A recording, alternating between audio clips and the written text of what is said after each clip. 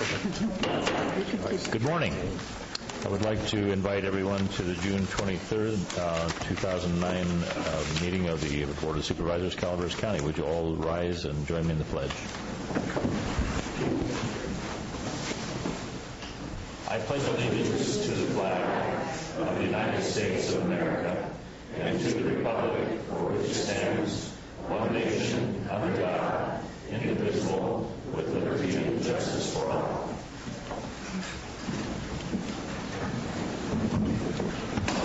Okay, I would like to make note of the fact that Supervisor Tryon will not be with us this morning. And I'd also like to make it clear that if anyone is here for the purpose of listening to the budget considerations, we will not be doing that until 1:30 this afternoon. So looks like we have a lot of eager people here to help us with our agenda this morning, but the budget, I want to clarify, we will not be talking about budget items until 1:30 this afternoon. Okay, I'd like to read the announcements on our June 16th meeting regarding closed sessions. Closed session was held pursuant to Government Code Section 54956.9. This was a conference with legal counsel, anticipated litigation, and the initiation of litigation, resulting in no action taken. The board made the finding that the need to take action on an off-agenda item arose subsequently to the posting of the agenda, and a closed session discussion was held regarding the union contract negotiations, the economic implications of the negotiations, status report for the impacts prior to going into budget hearings, and resulting in no action taken. Okay, going on to the consent agenda. The consent items are expected to be routine and non-controversial. They can be acted upon as one item by the board. However, any member of the public or any member of the board can remove an item for individual discussion. Okay, at this time I'd like to ask if there are any members of the board wishing to remove an item. Yes, items 7 and 8, please. Any member of the public? Okay, with items 7 and 8 removed, do I hear a motion on the balance? Yes.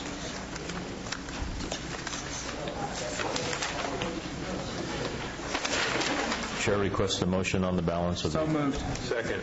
Moved and seconded on items 1 through 6. All in favor say aye. Aye. Aye. Opposed? Hearing none opposed, the motion passes on a 4-1 and 1 absent. 4-0-1. I'll get it eventually. All right, on item number 7, please.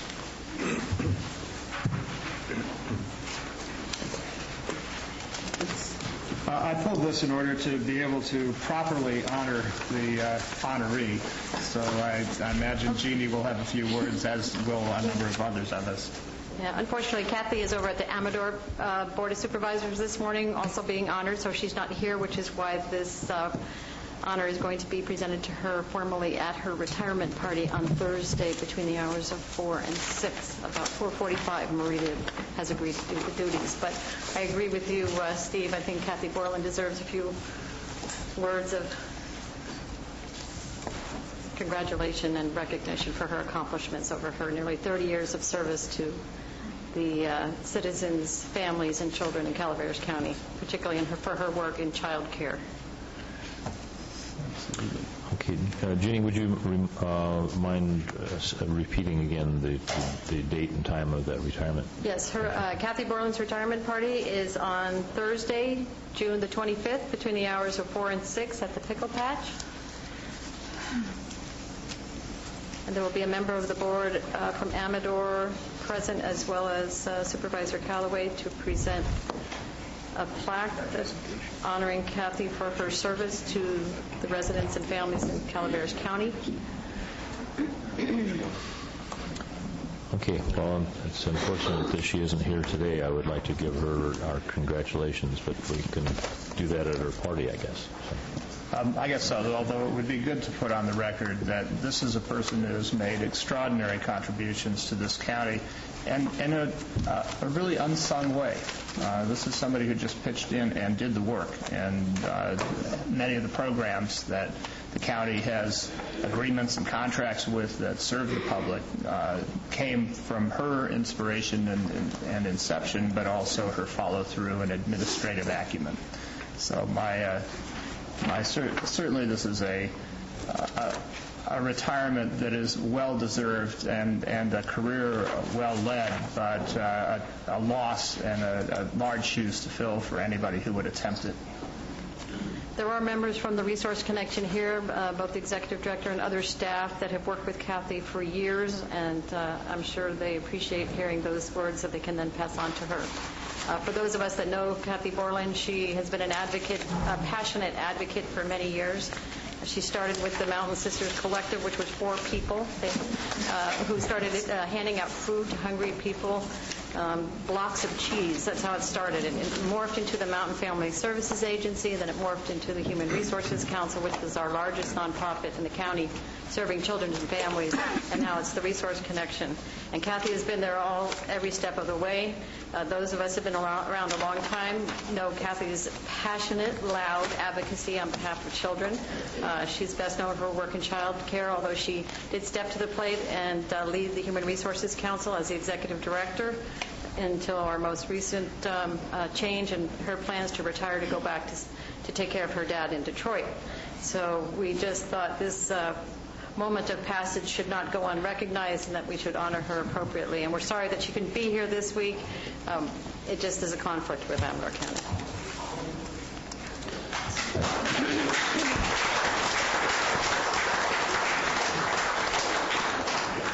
Thank you, Jeannie. So I thank the board for, please, I ask you to adopt the resolution honoring Kathy Borland. Yes, and I'd like to... And I hope that you all can join us at her retirement party, even for a little while, to give her some good ribbing as well as applause. Is it a roast as well? Oh, for Kathy, of course. I would hope so. All right, I'd like to make that motion. Second. All right, moved and seconded to approve the resolution. All in favor say aye. Aye. Aye. Opposed? Hearing none. Passes on a 4-0-1. Mr. Chairman, can somebody close the door? Oh. Mary, could you close the door, please? Gary would like it closed. How's that? I like to keep my colleagues happy. Thank you, Mary. Thank you, Mary. And duties as assigned, or as other duties as assigned. Okay, we have item number 8 then. This is a resolution recognizing Cheryl Josie for her 17 years of service with the Calaveras County Sheriff's Department. Okay, I'll take this. I'm going to have Cheryl come up, but we have to move it before we can. So you just come up and just stand. Well, Cheryl, I have the honor of presenting you with this resolution. But I want to do something a little different. Tom Tryon was supposed to, but something came up and Tom couldn't be here this morning. So I would like the resolution, assuming my colleagues pass it, to show instead of absent for Tryon, put absent physically but here in spirit. Okay, I'd like to move on this resolution. I'll second it. All right, we have a motion and a second on the resolution. All in favor say aye. Aye. Aye.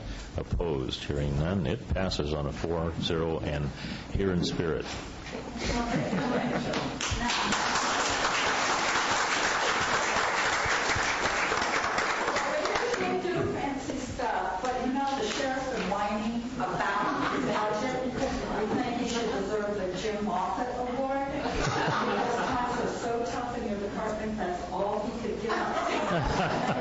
He couldn't frame it, he couldn't wrap it, he couldn't do anything.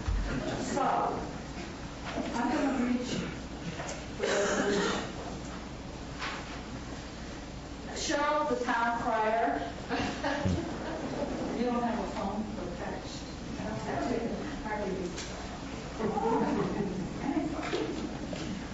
Cheryl Josie was employed with Calaveras County Sheriff's Department in 1992.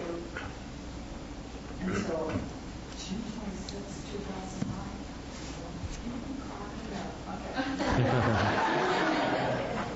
Cheryl started out as an account clerk 2, then in 87 reclassified as account technician 2. She had to bribe somebody because she missed one.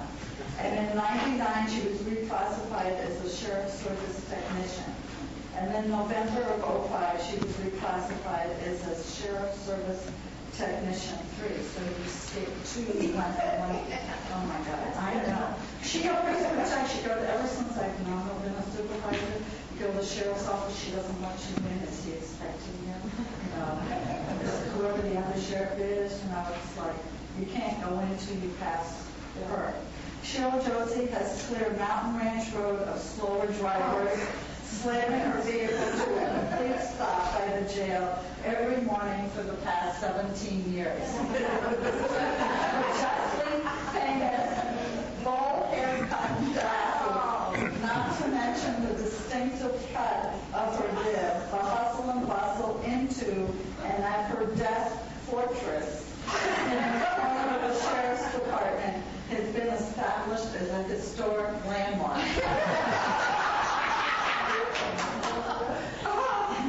Cheryl is a community effort. That's all they could do because they didn't have the money to pay. Cheryl's unique voice has run sufficiently loud and long in the sheriff's department. Its passageways, telephones, and co-workers' ears. We may forever experience and savor an eternal moment of blessed silence. She has instructed, inveigled, and inveigled.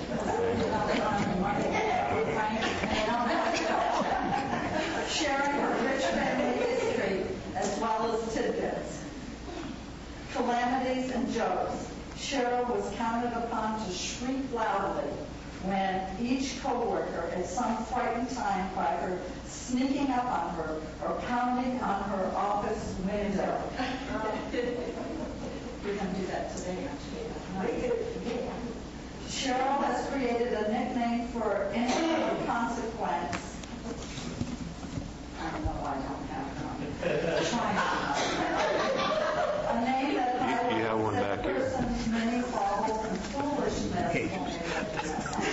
Has evaluated the world with eye and tongue that would do a Mark Twain jaybird crowd.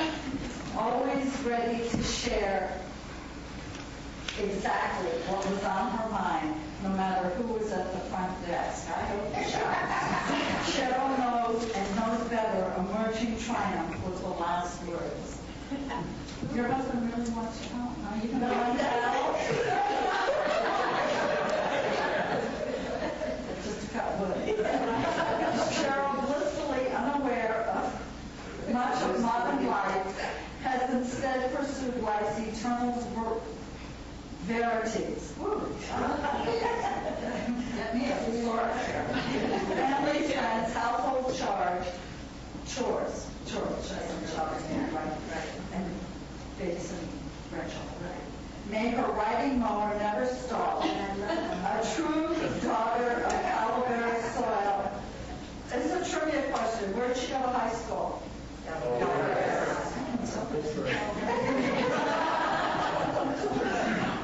Yay, Calaveras. Cheryl Josie with brave Elliot Josie, mother cheerful Colette, nurturing and doting upon her grandchildren, blossoming Kelsey and high-flying Ty, and welcome son-in-law Frank Upsey to the family. Cheryl is apparently either related to, friends with, or knows every single person in the county. Raise your hand. So, is there something you want to tell us about any people in here? Having celebrated at North Park, we're going to wait till you get your final jacket. Parties, weddings, and having grieved at more funerals. Whereas Cheryl's made the Sheriff's Department and the entire government center a much richer place. Her legacy ensures that our delight and her will not be diminished by this much-discussed retirement. Rather, every time we will be asked if Cheryl Jersey is here, may we answer yes. Here in our hearts, for all of these truths and many others, Cheryl, we extend our love and thanks. Farewell. And this is signed by the board. Well, you didn't sign it.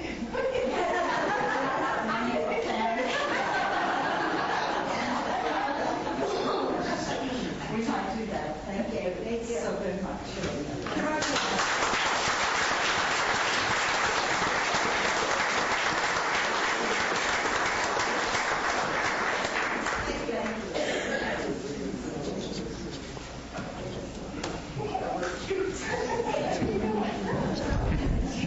Cheryl, you're not going to say any words in your own defense? I asked.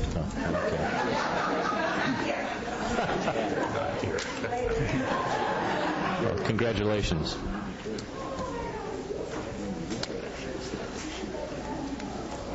Okay, we are past 9:10, so we have item number 9, public comments. I want to remind you that we have a limit on 5 minutes per person, 15 minutes per topic. Good morning. Good morning, Mr. Chair, honorable members of the board. Leslie Davis, acting assessor. Yesterday's board budget hearings, you asked about our assessment roll, and I told you that following a day of double checking and dotting our I's and crossing our T's, I'd be able to report to you this morning our true results. Before I do, because I know that's what you want to know, so I'm going to make you listen to the rest of it, I have some thanks of my own. I really want to thank Pam Mundale, Tech Services, for coming to work all day Saturday. She stayed with us from 7 in the morning till 5:30 in the afternoon. Well, we did all of the processes needed to close the roll, and she did the periodic backups in case we had to go back and start from scratch, and I really can't thank her enough. I'd like to also thank my management team. Donna Carollo was also there for the full 10 hours. Randy Gomes came in over Father's Day weekend to double-check some of the numbers as we were going along. I'd like to acknowledge my appraisal staff. They made a Herculean effort to get over 15,000 Prop 8 properties reviewed. We have about 8,500 notices that we'll be mailing out as a result of this roll close. Unfortunately, yesterday they discovered that about 200 were missed, and they are now going to be processing roll corrections. We made the decision not to go back and redo that roll close to get those 200 on, because 200 roll corrections should be able to be done pretty quickly. As I mentioned to you yesterday, we do have 3 vacancies, and I really have to acknowledge the entire staff for the work that they did in light of those vacancies. Our mapping staff is down 1/3, yet they got all the maps processed and were able to have parcel numbers that Lynn cares about so that we have a property identified for security for the tax lien. Our assessment techs are also working with the vacancy. Not only were they able to get all the work to appraisal, they were also able, and again, Lynn cares about this, to get all the transfers in up through today so that her tax bills will be going to the right person. So I really want to acknowledge everyone in the department for the very, very hard work they did. And last, but certainly not least, I'd like to acknowledge the county administrator. We did have a few hiccups along the way, and he was there helping us get through those. It's pretty unusual to hear me compliment Megabyte, so I will take a moment to compliment the company and their staff. We gave them last-minute uploads that they got in 15 minutes, processed and through the system so that we could actually close the roll on Saturday. A former employee at Calaveras County now works for Megabyte. She was there every time we had a crisis trying to follow through and help us with it, and I really want to acknowledge the hard work that that company did to help us get through this year. So what's the bottom line? It's exactly what I told you it was yesterday. A little over $6.8 million total for the secured and unsecured. It reflects a decrease of 3.31%. And that is approximately, and a shade under, $233 million we took off of the assessment roll. I will be handing out the certification to you in a moment. I will be doing a press release as we have time through the week. We've got 2 things to pull together this week. One is the press release on the assessment roll, and the other is the ordinance and staff report on the Assessment Appeals Board, and, of course, attend budget hearings, but we'll get all of that done this week. Listen, Supervisor Tom. Callaway?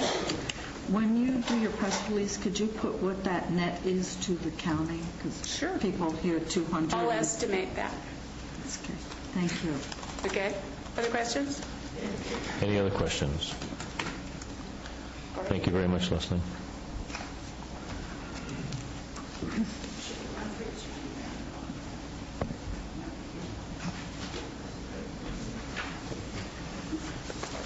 Thanks, Leslie. Good job. Thank you. I will pass that on to staff. Good morning, Undersheriff. Good morning, Undersheriff Mike Walker. I do bring before you today a little ray of sunshine, hopefully, for the future, budget-wise for the Sheriff's Office. Let me start with saying that Captain Clay Hawkins and I, in the first week of April, went back to Washington, D.C. with Undersheriff Rob Levy and CAO Pam Knorr from the Alpine County. While we were back there, we met with Christy Moore, who's with the Ferguson Group, and we presented various projects that we've been working on in conjunction with Alpine County to Congressman Lundgren, Senator Feinstein, and Senator Boxer. Congressman Lundgren took our project, which is the Calaveras Alpine Regional Microwave Project, and submitted it for an appropriation in the COPS Technology Program. He submitted our project for an appropriation of $2.4 million. I was contacted last week by Peter Takeshita from his office. Congressman Lundgren's project that he put forward had passed through the House Committee for Appropriations and went for a full floor vote last week. And passed the floor vote for an appropriation of $1.25 million for the project. At this point, tomorrow the Senate will be going through the same process, the markup process, with their Finance Committee. Senator Feinstein has submitted our project for funding for $1 million. So we are optimistic at this point that our project will receive funding at some level in the fall when they pass a final budget.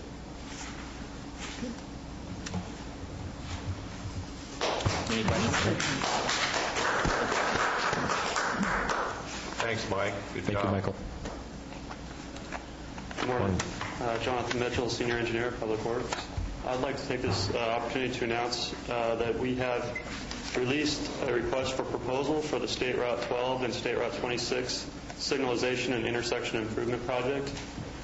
We released the RFP on the 18th, and we'd like to invite any design firms that would submit a proposal on that project, that they would submit that by July 10th at 2 p.m. We welcome those proposals. Thank you very much. Any questions on that? Thank you, Jonathan. Hi, good morning. I just want to have a clarification here. My name is Gustavo, and I'm with SEIU, United Healthcare Workers. And I see there's an item here in regards to home care workers in the agenda of Unit 8. It's going to be discussed later on. Maybe I'll wait until later on. Could I speak before you speak on this?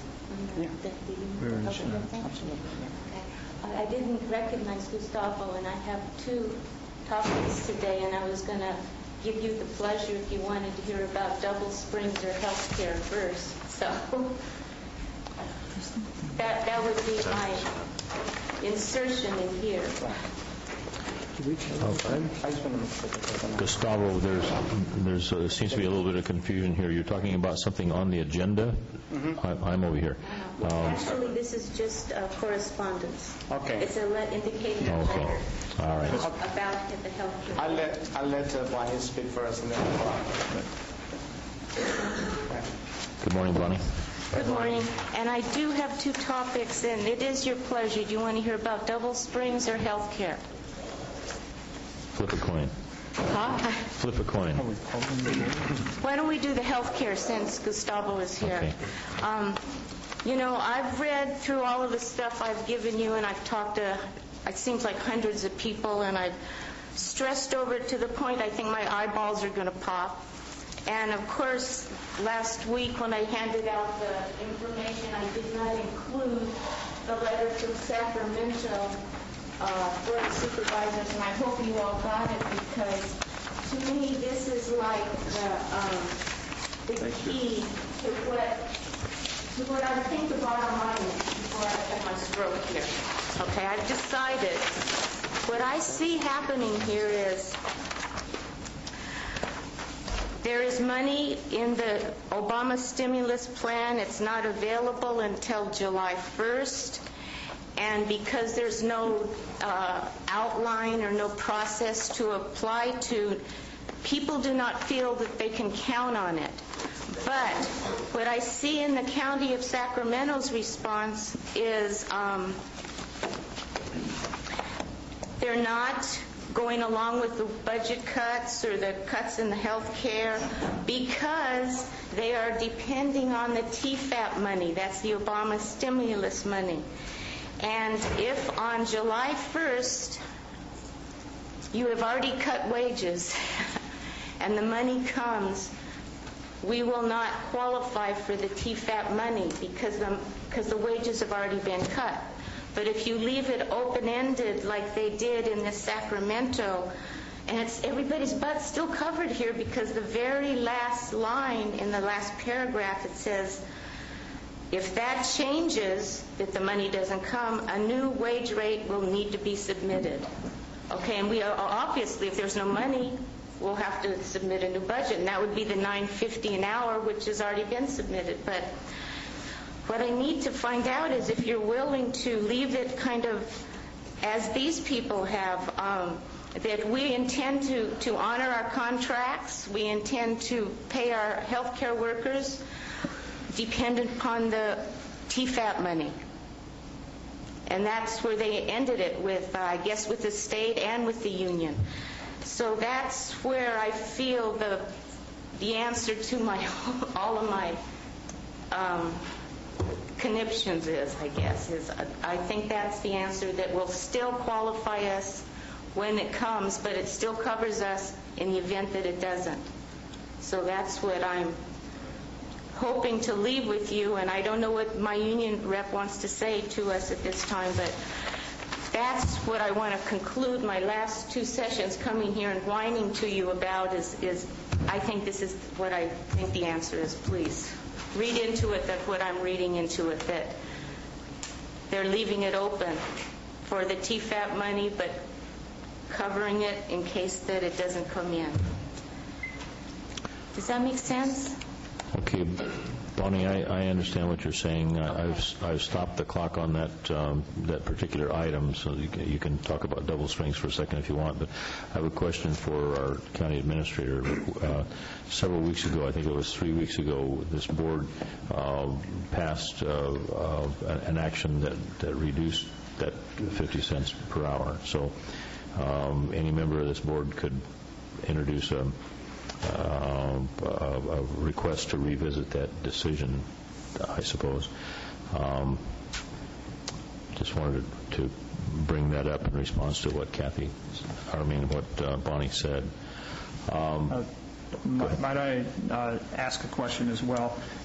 We did, the majority did vote for that, but without, yes, it was a 4-1 to vote, but without the information that we might be foregoing the possibility of increasing the federal match for this.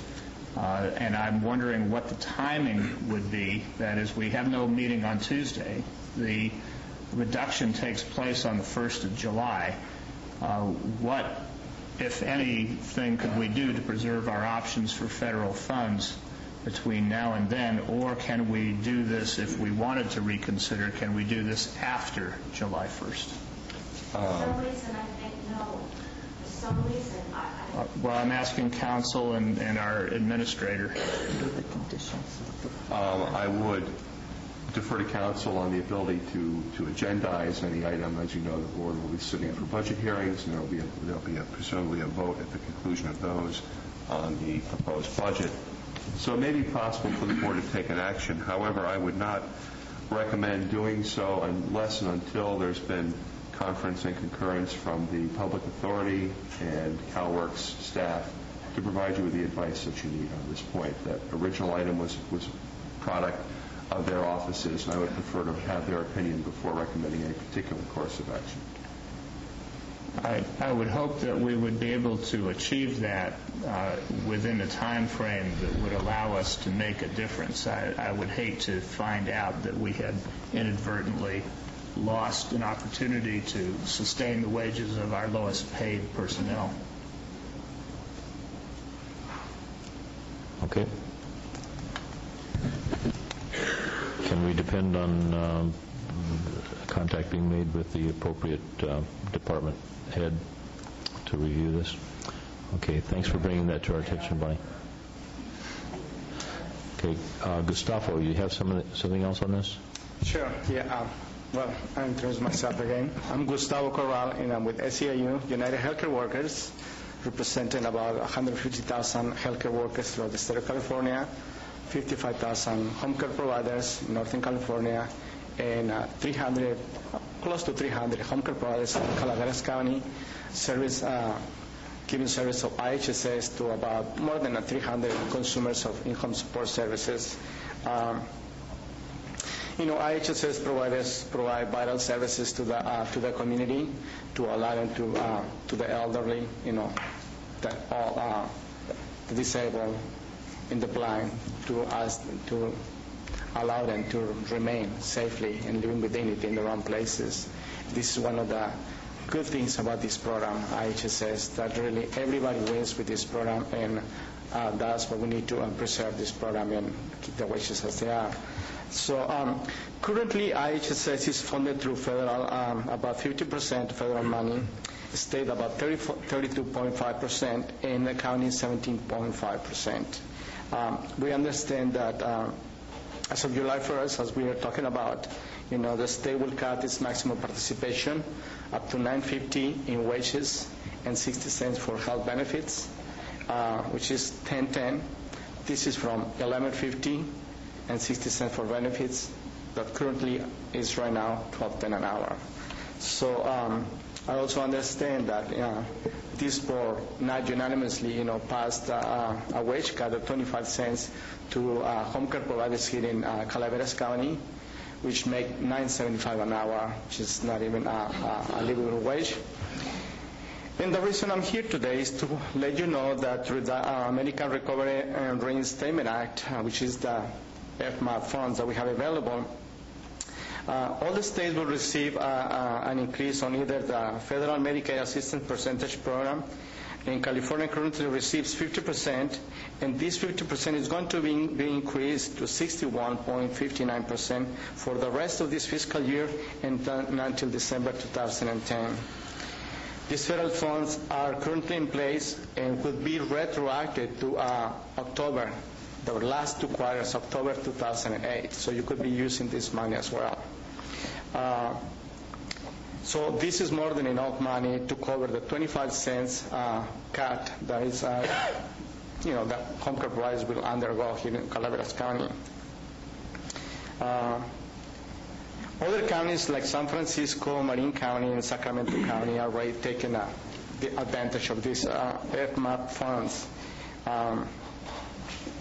keeping the wages as they are and the contract with the union without implementing any cuts. Alameda County recently joined these counties as the union filed a grievance on the violation of the memorandum of understanding with the contract. So that's something that is in our language as well. We're trying to avoid this. If we keep the wages at $9.25, we could do something similar. We could postpone. In Sonoma County, they're postponing the implementation of the wage cut that they're trying to do until August 1st. So we can have a better understanding and clarifying some of the questions with county staff, the union, in terms of how the money is allocated and how we're going to be able to access that money. Here in Calaveras County, I'll tell you a couple of things. The county share of for the additional 25 cents wage is about $12,226 plus $22,714 that are from the state. So that gives us a total of $34,939, which is only $2,912 per month. When the county savings for the full year, for the fiscal year 2008-2009, the savings will be $111,280. If this is used to pay for the 25 cents wage cost, which is $34,939, Calaveras County will still have $76,341 surplus for this fiscal year to be used for any other purposes. Moreover, the county will still have $148,373 for the fiscal year 2009-2010. I just wanted to throw that, and I'm going to provide this information for all of you to have with you. And we would really appreciate if we could just either postpone the implementation of this cut so we can start communicating with the county staff and come up to an agreement that to avoid this wage cut of 25 cents for home care providers. We believe that there is the money available. We could just give an injection to the economy in Calaveras County and take advantage of those federal funds that are available. That's all I'm going to say. Thank you for letting me speak. Any questions of Gustavo? I understood you to say the state has received the federal dollars? Yes, actually They have the received federal money? they're available right now. It's use it or lose it. You need to. No. The federal government has given their allocation to the state of California, and the state then has not determined, or the federal government has still yet to give the allocation to California? Well, the allocation is use it or lose it. You need to pay into it and then access it. You have access to that money. It's available and it's retroactive to 2008. That's what it is. If you don't claim it, you're not going to be able to access those funds. I'd be interested in what the authority can tell us in details. Okay, we've given that direction. Want to leave a copy? Yes. This, and I'm going to do a copy of the contract. Thank you very much. Thank you. Is there anyone else wishing to address the board this morning on any topic?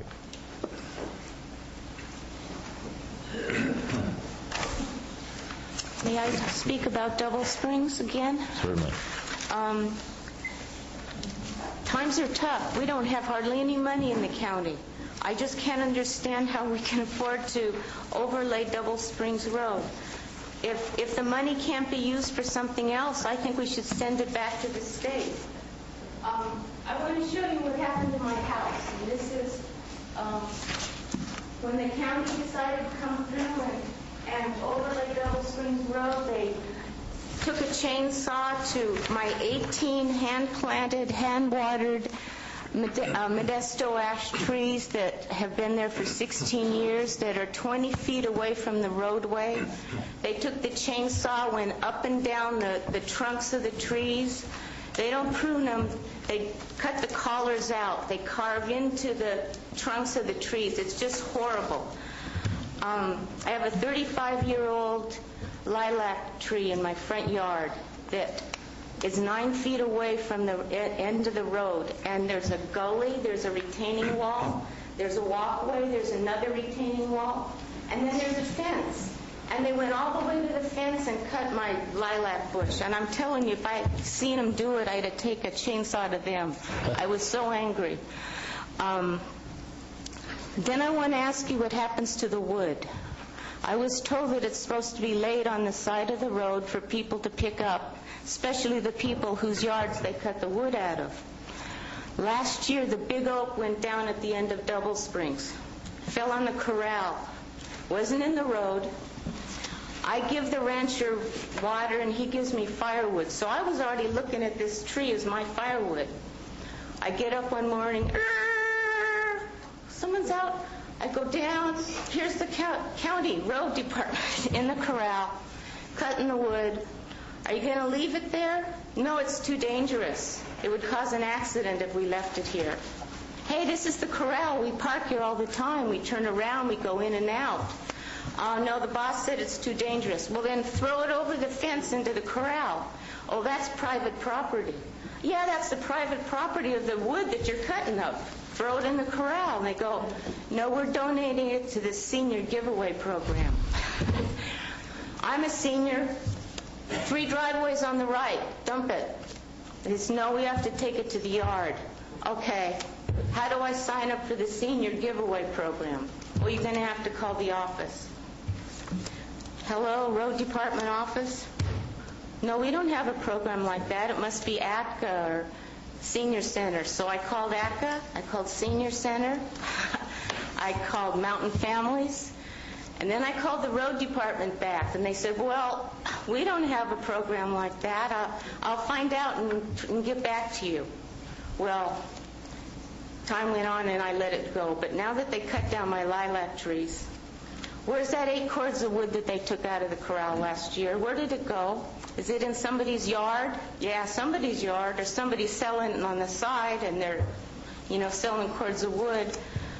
Something crooked going on down there. Plus, you got a bunch of vandals with dangerous equipment mutilating people's private property with the intent of parking their equipment. My shade trees were overhanging where their equipment was going to be, not in the road, but they thought it would be a nice shady spot for them to park. It's not shady no more. Anyway, that's my problem with Double Springs. Did I hit them all? I think I did. The last thing, I went and talked to the road department yesterday, and they either have or are going to send someone out from the road department to check on it. So I'm not expecting anyone's going to say, gee, those are horrible cuts. A lot of those trees are going to die. That lilac bush, what a shame. Instead, they suggest that I get a claim form. How much money you want to give me for my trees? Can you afford to pay me for my trees? I don't think so. But somehow these guys are out there creating a liability for you folks by destroying my trees. Oh. Thank you. I'm sorry. Thank you, Bonnie. That's it.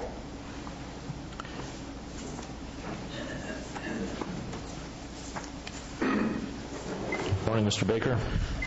Hi, how you doing? Good. I don't need to tell you my name. It'd be nice if you would read it into the record, please. I sure will. My name's Terry Baker, and I'm here regarding a problem we're having with a dispute, and it's the people of the state of California versus Roberta Carolyn Redmond. And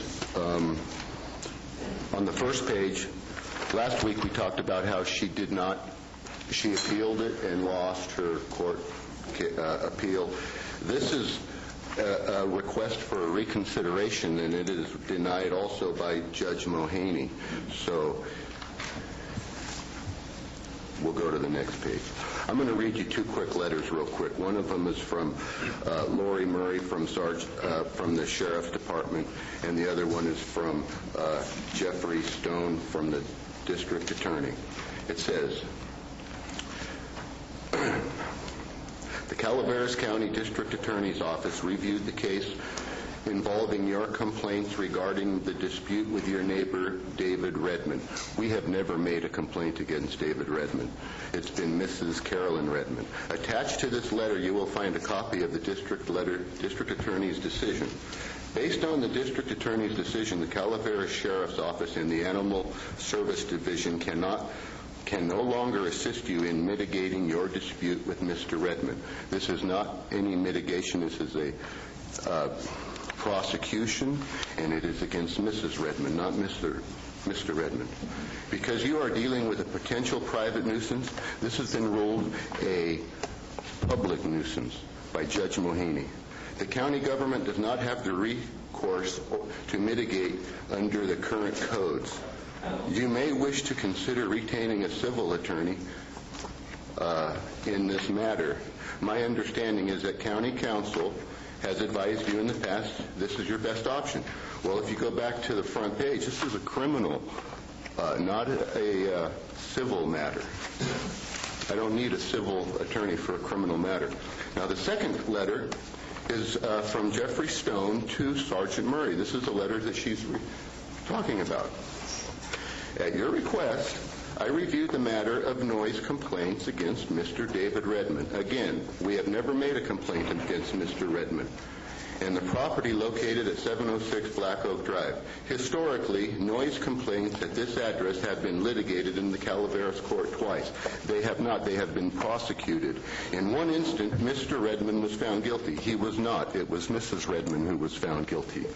In an infraction violation of county code ordinance, and in the second instance, Mr. Redmond was acquitted. Although the two instances involve two different violation dates and different evidence and testimony and two different people, which they do not say in this letter, at this court trial, the fact that two judges arrive at opposite results illustrates the fact that reasonable minds could differ on these issues. I think that's BS. In the instant matter, I attempt to determine if a clear violation of either a county code or a state law could be established. I found no clear violation. Judge Mulhaney found one on Mrs. Redmond. While Mr. Redmond's neighbors appear to be honestly distressed by the noise and other nuisances, Mr. Redmond, again, it's Mrs. Redmond, also appears to be attempting to be reasonable in his choice use of his land. That's why he has been under code violations. He has a history of code violations. The fundamental questions concerning the interpretation of use and zoning laws at play in this dispute must be resolved before I believe that a criminal prosecution could be successful. I think we solved all these fundamental problems in the last 3 weeks. Yep. We know what we've found. Mr. Baker, just as a reminder, you have about 40 seconds. Okay, thank you. I don't have the authority to address these legislative issues. That's your job. If I were to file misdemeanor charges against Mr. Redmond for continued violation of the county noise ordinance, a jury would have to decide beyond a reasonable doubt that this violation has occurred. Judge Mulhaney already found out that it had occurred, but with Mrs. Redmond again and not Mr. Redmond. I don't believe that a jury would be able to reach this factual decision. I think otherwise. Now, this is day number 593 since her conviction and her appeal and then her request for reconsideration. All we're asking for is for you to continue with you did a good job up until you stopped citing her and changed everything to Mr. Redmond when he wasn't even involved and he has never had a complaint. The last thing I'd just like to say is, and justice for all. Thank you, Mr. Baker. Anyone else wishing to address the board this morning on matters not on the agenda? Okay, hearing none, let's proceed here. We have item number 10 is a discussion and possible action regarding a resolution establishing the schedule of fees and land classification for property-related solid waste parcel fee for fiscal year 2009-10. This is brought to us by Public Works. Good morning, Honorable Chair and members of the board. This is a renewal of the $150 parcel fee for solid waste. Comes before the board annually, has to be enacted before July 1st. Failure to enact this measure will require some modifications in the budget hearing later today. And with that, I'd be glad to answer any questions. So where do we go forward, though, since we know this is not working? That will also be addressed in today's budget hearing. We propose some modifications to the way that we operate some of the diversion programs, but no changes in services provided at this point. But I would prefer not to discuss those as part of this item. We do intend to go forward with a comprehensive look at the integrated waste management the county has in this next fiscal year to see if we can realize additional savings, possibly modify operations to make both the diversion and the waste portion operate more efficiently and within this budget set forth. I move this item. Second. Okay, moved and seconded to approve the resolution. All in favor say aye. Aye. Aye. Opposed? Hearing none, the measure passes on a 4-0-1. Okay, moving on to agenda item number 11, discussion of public input regarding a bond measure to fund road improvements along with direction to staff. This is brought to us also by Public Works.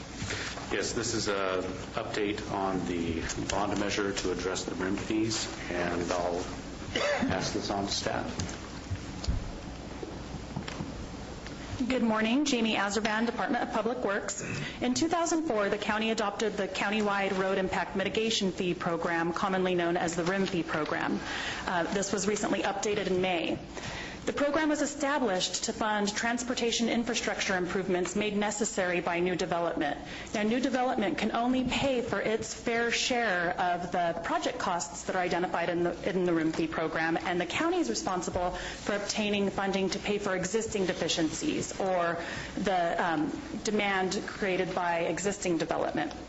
As part of the county's efforts to secure a steady revenue source to fully fund the RIM program, we contracted with Government Financial Strategies to identify potential funding options. Using updated project cost estimates, the RIM projects total over $261 million. So given the magnitude of that amount, the board prioritized 5 projects totaling just over $69 million. So Government Financial Strategies came up with a plan to secure the money that we would need for those 5 priority projects, and through an average tax levy of approximately $54 per 100,000 assessed value. The board members, Public Works staff, and Government Financial Strategies conducted 6 community meetings to inform the community of the road transportation infrastructure needs in the county, and the available revenue sources that come in to pay for those, and the significant shortfall or the gap between the two. We also solicited public input regarding the priority projects as well as the potential bond measure. The most frequently heard viewpoints expressed in the meetings, and the meetings did provide the opportunity for lively discussion with the community. They were actually grateful that we made the effort to go out and reach out to them and gain their input.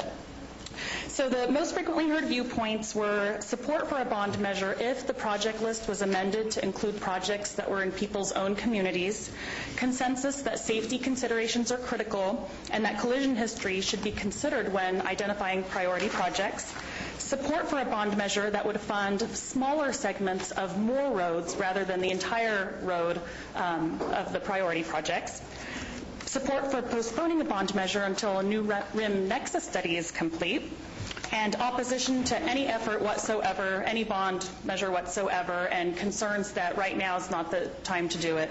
Many of our citizens can't take on the additional financial burden at this time. So we would like to thank each of the board members for their participation, as well as Jonathan Edwards from Government Financial Strategies for his diligence and support. He worked very hard to help us with this project. In addition to the community meetings, Public Works contracted with Data Trends to poll the community to ascertain the level of voter support for a potential bond measure. 500 telephone interviews were conducted, the results of which will be presented by Gig Hightow from Data Trends, who we would also like to thank for his hard work on this project.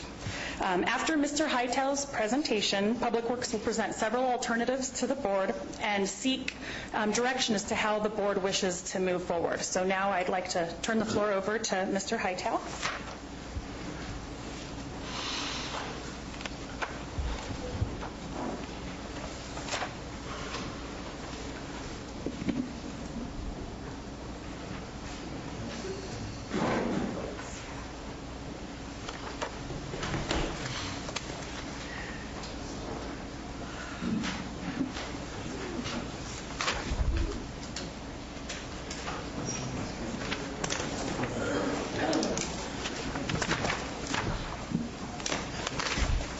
Okay, thank you very much. It's an honor to be here. We were charged with this question. I will try to move quickly to respect your time. There's a few things I do want to cover in detail so you understand the subtleties of it. And I prefer if you have a question, just interrupt me right then and let's get right into it.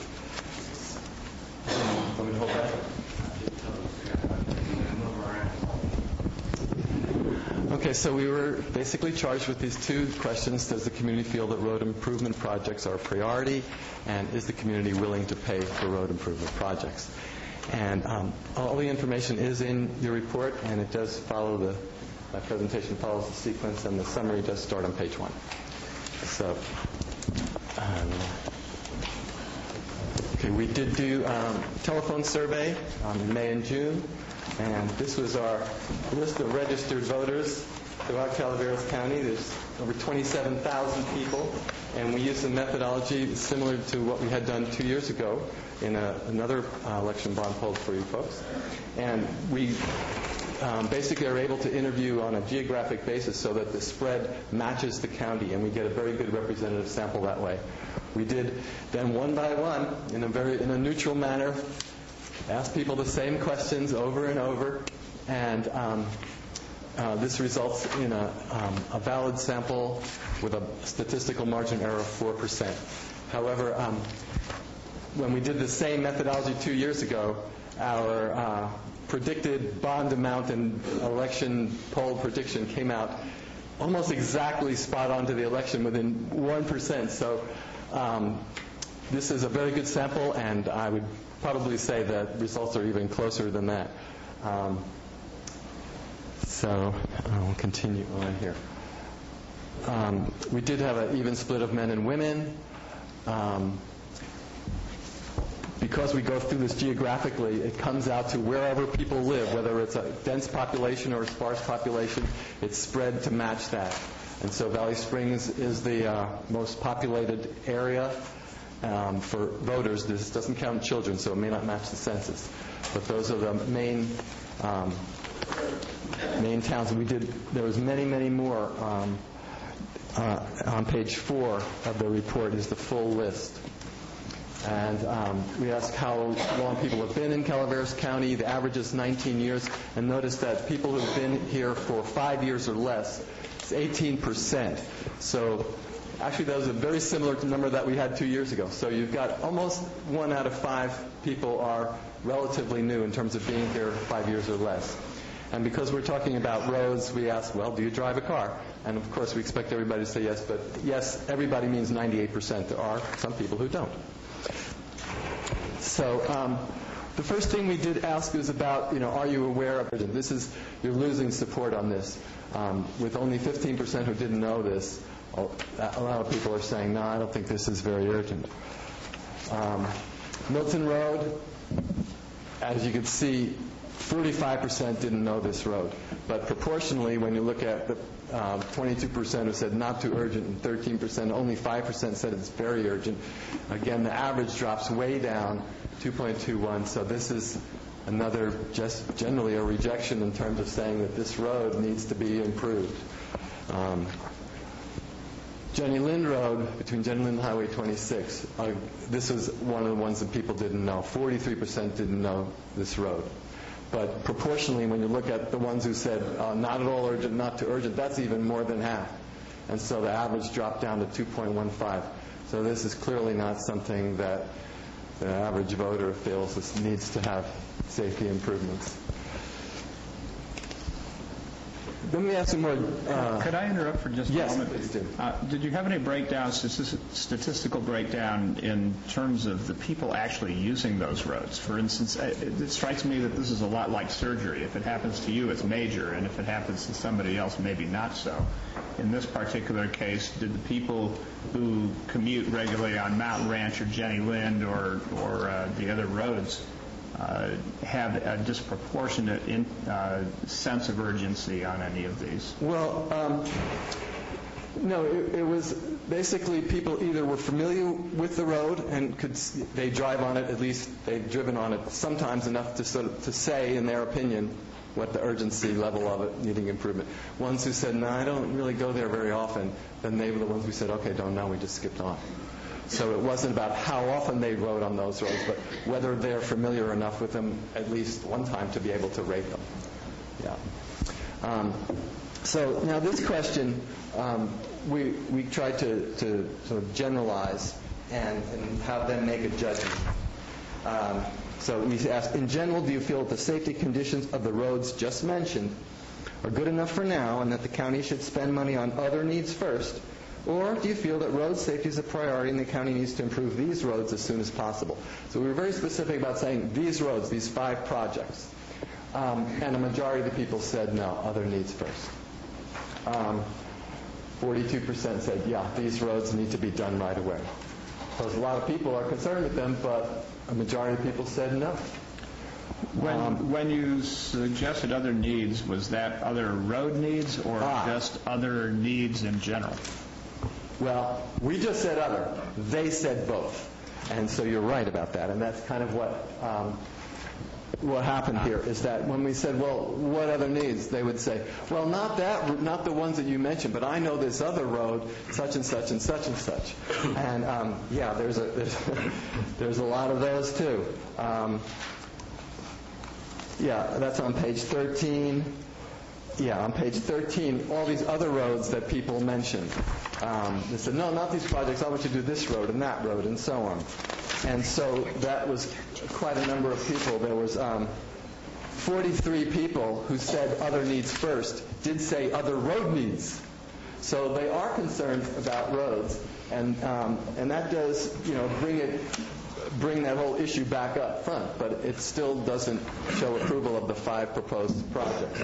They also said lots of other things, law enforcement, education, had lots of other priorities, and all of those are listed too through page 16, 17, 18.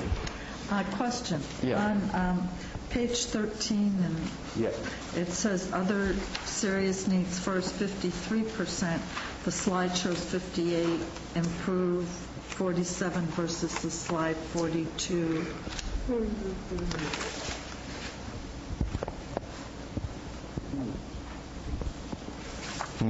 And page 13, it shows yeah, I see that difference. If that's not statistically significant, then we can move on. How did that happen?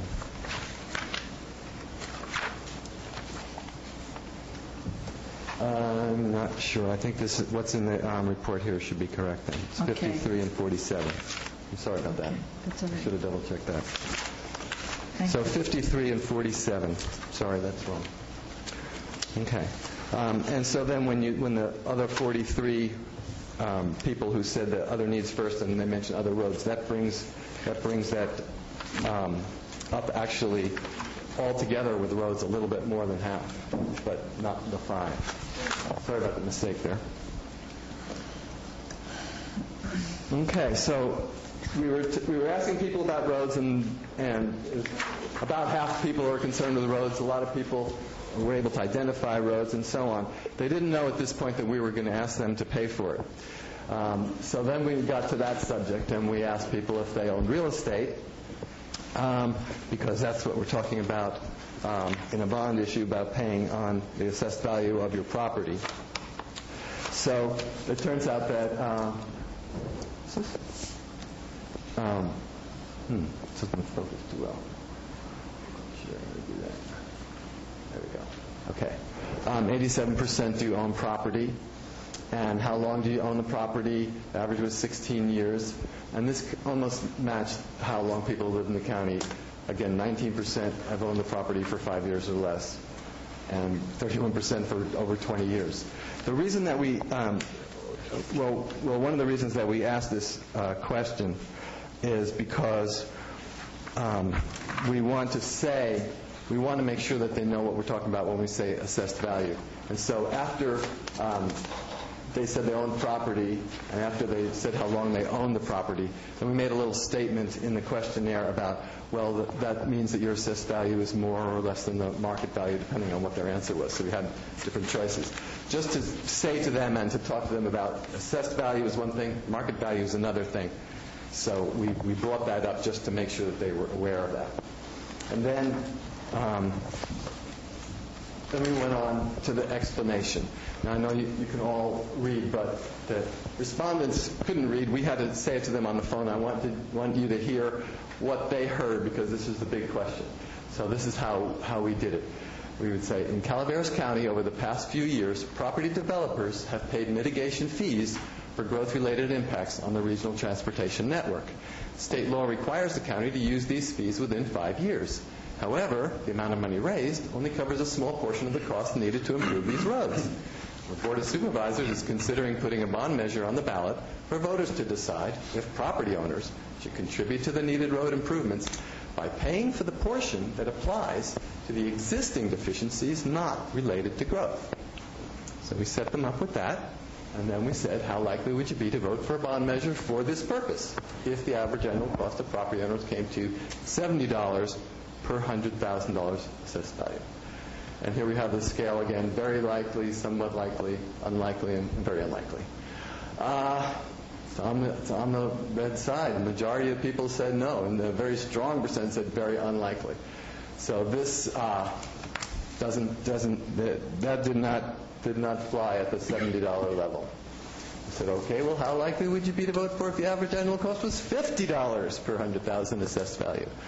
Well, a little bit of a movement there, but still a lot of negativity. 43% said very unlikely, 16% unlikely.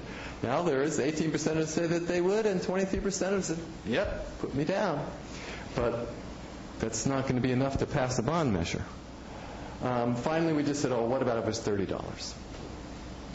Well, a big movement there, and we did make progress on that level, but a bond measure is going to need 67% to pass on an election, and it's not there. So even though a majority of the people are saying, yeah, I would be likely to vote for it, $30, I'm concerned about road issues, it's a majority, but it's not 67%. So then we said, all right, well, what would be the highest average annual cost to property owners per $100,000 assessed value that you would vote for? And I had my staff instructed not to take any, I don't know kind of things, to really push them.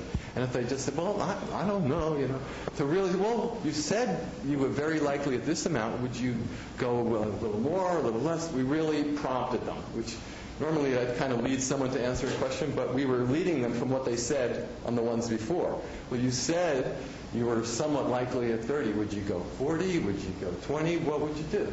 So they came up with these answers. Some people went as high 350, 200, 100, 85. Just looking at the 70 above, all of the answers 70 and above came to 23%. Okay? Now these numbers, this is all the other answers, 65, 60, 55, all the way down. If we come down to $50 and all the ones above, that adds up to 34% of the voters. We cut it down. What other answers that people said? 45, 40, 35, 30. All the answers 30 and all the way above comes to 49%. Again, that's a lot of people, but it's not going to pass. Even if we went down to, all right, let's even go less, 25, 20, 15, 10. Even $10 and above. Every answer above. Okay, 57%. That is a majority. So people are saying, yeah, we need to do road improvements. I would give something. $10, okay, fine. And of course, all the answers above. But still, 57% is not 67%. So just looking down here, and here's the problem. 510. Without being prompted, 202 people said, 0, put me down for 0. I'm not voting for any bond measure. And they were not saying, well, it depends if they do this road and if they structure it and they average it. They're just going, put me down for 0. Okay? 40%. This is a hardcore, this is an emphatic not voting for a bond measure. And that's a block. I don't see how you can break that. But I decided to take a look at it. So what these people who said that they were either unlikely to vote for a bond measure or 0 was their highest amount, what do they want? What do they care for? So I'm looking at the other answers to the questions. Those people who said 0 or unlikely, did they know of any roads that need safety improvements? Yes, they did. A majority of them did, 61%. Yeah, they knew about roads. Did they say that the county should spend money on other needs first or on roads? They said other needs first. 65% of them. So they're saying, yeah, you should spend money on other things first. I'm not paying for a bond measure for the road improvements.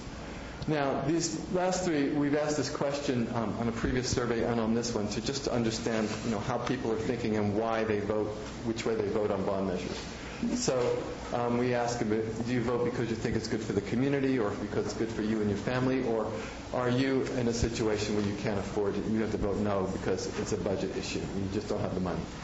Well, these folks who said the zero, who said unlikely to vote, 46% of them genuinely say, well, I usually vote if I think it's good for the community, even if my family doesn't benefit.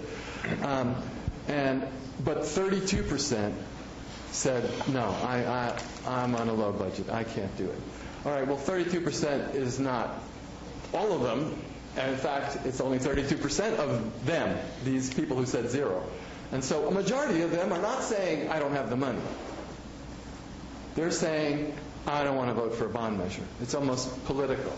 I mean, they know that there's roads that need improvement, but they don't think the county should spend the money on it. They don't want to vote for a bond measure. They don't want to be the ones to pay for it. They want someone else to pay for it, but they don't want to pay for it. Just one more thing on this 32%. This is the question that we asked for everybody. And we asked the exact same wording question when we did our poll 2 years ago. So I wanted to see if there was any sort of trend in economics over the last 2 years. And of the people who said, oh, I'm sorry, I live on a low budget, I can't afford it, went from 14% in 2007 to 17% in 2009.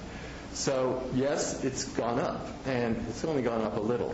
But once again, comparing that to the folks who said zero, who are included in this, so it's not, well, it's a certain number of people, but that's not the dominant circumstance.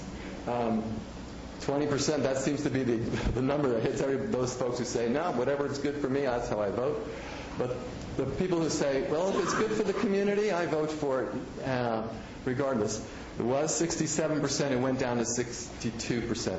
But still, that's a pretty strong majority of people who are saying, it's not about the money. I care about my community. I'm going to vote for a bond measure if I think it's my community. But I'm not voting. But 40% are saying, no way, I'm not voting for a bond measure for anything that has to do with this. So maybe there's some other way they could be paid for because they want you to do the road work, but they don't want to pay for it. So we did just ask, are there any other concerns related to road improvements that you want the Board of Supervisors to know? And we got a long list of all those, pages 24, 25, 26, it goes on and on and on. We did get a lot of them to focus on road issues, which is how we asked the question. So that's how we got most of the people to talk about road issues, and they all had different kinds of things that they thought they should do. Some people talked about funding, government, other issues. And there was a certain number of people who said, the problem with safety on the roads is not that the roads are so bad. It's that the people drive so fast it makes it unsafe. So if you just enforce the speed limits, then you wouldn't have to do anything to the roads, just make the people behave. And, this kind of goes back to a lot of theories of social change. How do you make things happen? Do you change the environment or do you change people's behavior? And it all depends on what it is. Some social change movements have worked by changing the environment, and some have worked by changing behavior. So, maybe both things can be done. But that's what we learned from our poll. I don't think I have anything else. No, that's it. And so I'll be happy to answer any questions.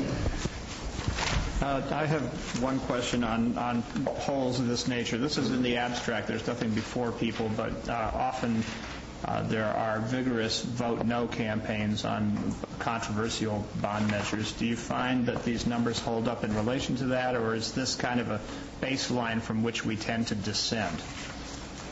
Well, I think, that there have been other elections recently about taxing and the whole issue of taxing, which has created a consciousness that I don't want to vote for taxes. Never mind, well, doesn't it depend on what it's for and how much it is and what you get out of it? Well, most people would think that, but some people are just kind of getting to the point of, you know what, I don't want to think about it anymore. I'm not voting for any taxes. For example, one of the comments that we heard was, this is a bad time to be asking for money for taxes. It's the economy and all this stuff. And I'm thinking, that doesn't make any sense. If you pass a bond measure, it's going to affect property taxes a year or two from now, and it's going to go on for another 20 years. The economy's going to go up and down and up and down 10 times in that period of time. It's not really even relevant, but that's how people are reacting. So, yeah, publicity, no on tax measures. Yeah, it has an influence on people. As far as the 40%, I mean, I think that varies from place to place, but I feel pretty confident from our method and from every which way I looked at it that it's more or less a majority of the people are for it, but not the 67%. Let me ask the question in a somewhat different way. Okay. Do you ever find situations in which you're polling at this far away from an election, the results are better than your polling, or significantly better than your polling? Well, 10% or more. Yeah, 10% or more. That's a big jump.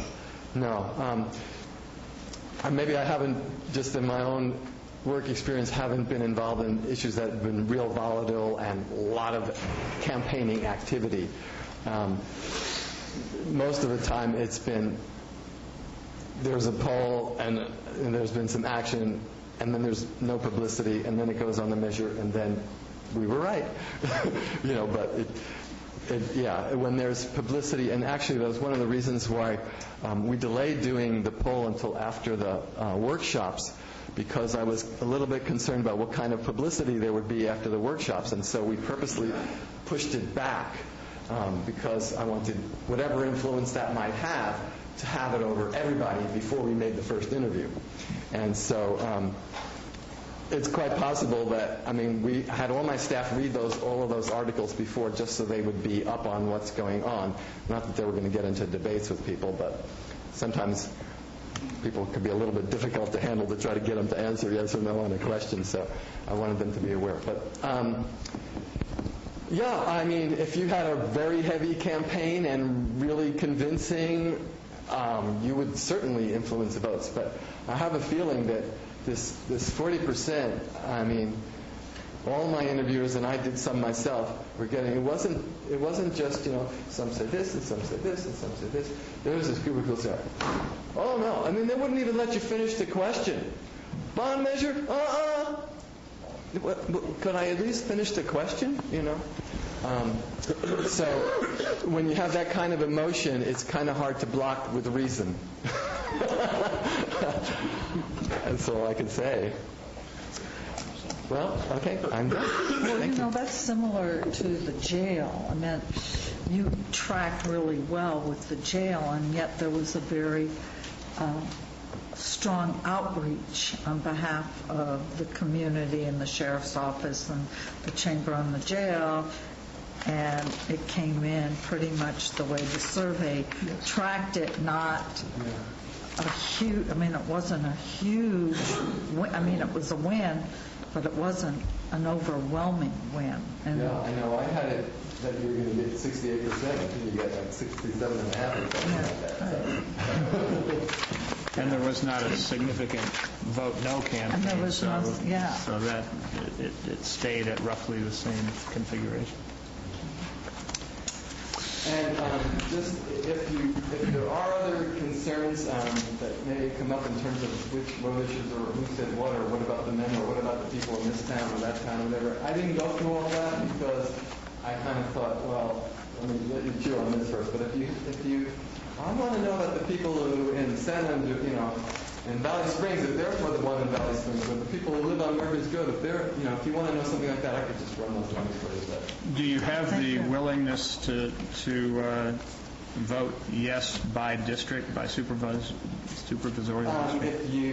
All we recorded was what community they lived in, so the town. So you could add it up. If you could give me the town list, then I could. Yeah. All right, I will. All right, well, thank you very much. Thank you. Thank you. Thank you. Thank you, Gig. Good morning, Jamie Azervan, Department of Public Works.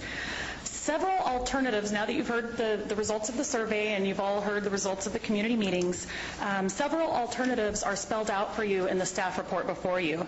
Note that these alternatives were developed prior to the survey results being available.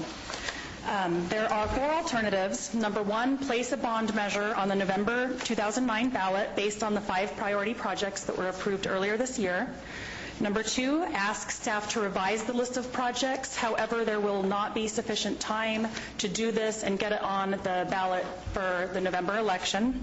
So we would take it, we would put it on the ballot for the next June or November election 2010. Number 3, postpone the bond measure for now, or postpone the bond measure and initiate a new RIM fee nexus study to take into account current development trends and economic feasibility. Due to the improbability of passing a bond measure at this time, obviously due to the survey results, staff feels it would be prudent to postpone the bond measure and initiate a new RIM fee nexus study, preferably after completion of the general plan update, which is anticipated in 18 months. Staff will continue to work diligently in developing a successful bond measure or other funding mechanism to produce a steady source of revenue. And of course, we will continue to leverage state and federal dollars in order to continue delivery of the RIM projects. And I'm available if you have any questions. Supervisor Walensky. It seems to me that we are kind of in a pickle here. We've had our roads get to the point where we're in such a deep hole just to maintain them in their current pretty poor condition that it will take heroics and some amount of sacrifice to get us to a better standard. We have the economics and the psychology of the moment definitely running against bond measures. Just ask the governor and legislature how that stuff worked in their last misadventure, and then look at the actual voting results in Calaveras County, and you can see that we've got a long way to go to close the gap between people's expectations of safe roads and the financing necessary for it to occur. And it seems to me the thing we're missing, we keep taking snapshots of where we are. And this is a good snapshot of exactly where this body politic lays. We have had promises over decades that we can have sort of the immaculate conception version of infrastructure. Don't pay anything, don't do anything, it'll just descend on you. And that is, while it's political demagogy, it's sunk in, where people actually believe that somehow we can produce magically better results than we're providing. And I think that that's not just a question of political demagoguery. I think it's a question of absence of leadership. People need an honest dialogue. They need, and it began, you could see in the meetings that we had, at least the one that I attended, people were ready to learn and listen and talk and had a lot of opinions, and they were willing to share those. But the process to get from where we are now, after, again, decades of, I think, misdirection, is not just a short-term deal, that this county needs to provide leadership and forums in which to engage in dialogue so we can reach some consensus, not just about 5 projects, but about what our philosophy, what level of service do we expect, and what are we willing to contribute toward it. And it's not just in roads, it's in a wide range of other issues. In fact, this is the crisis of both state, federal, and local governments at the moment in this country. I think we're not doing our job. I think that people need to see more about the choices, need to participate more about the choices, and need to step up and recognize that there are different levels of responsibility on roads. We have gotten one small pittance from a RIM fee that was instituted after threats of litigation, 17 to 18 years late, and we wound up doing the smallest possible in relation to new development responsibilities. And now we're faced with the other part of the equation, because you can't have one without, you can't take care of new impact without also trying to keep up what you've already got. Most of the citizens of this county, including myself, have benefited, I suppose you could say benefited, I use the term loosely, by having no RIM fees for years and years, and then having one of the lowest in the state for the subsequent years. We're just not being real here, and it's, I think, very important that government take the leadership in getting real, in having honest debate. This is not fun. I mean, I remember our friend from the well, he's sitting right out there, and he came to my district, and they started talking about deliverance and, you know, how they deal with folks from other agencies and outside stuff. So I know we have a high hurdle to jump, but we better have a strategy better than simply polling and taking snapshots on the one hand, and allowing 30 years of quackery, economic quackery, which has sunk in, to be unchallenged in this county. So my hope is that we will not just do number 4, which is to back off smartly from this, and do another nexus study on new development, but also in the intervening time, 2 years, that we spend a great deal of time trying to educate the public and trying to engage, not just us telling people, but also in an honest dialogue where we're listening carefully and where we take guidance from the body politique after giving enough education so people can make wise choices. Democracy requires that, and we have really not engaged in it on roads well enough.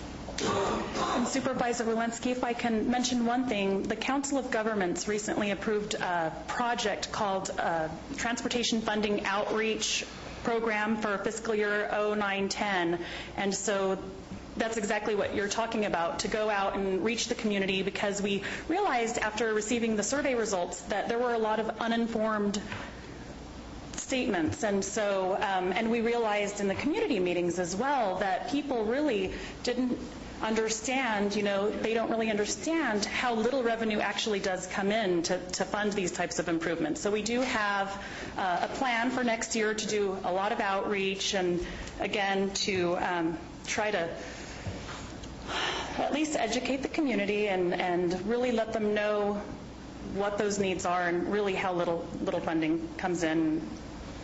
If I could make one last small part of the statement, it strikes me that we keep doing roads or the animal shelter or the jail or education or fire department stuff separately, each in their individual bonds.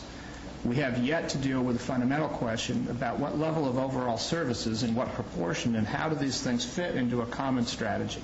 And until we integrate all of this, I very much appreciate the COG and what it's doing in relation to roads, but I'm suggesting a much broader based dialogue and a much keener reckoning with the misdirection that we've taken over years.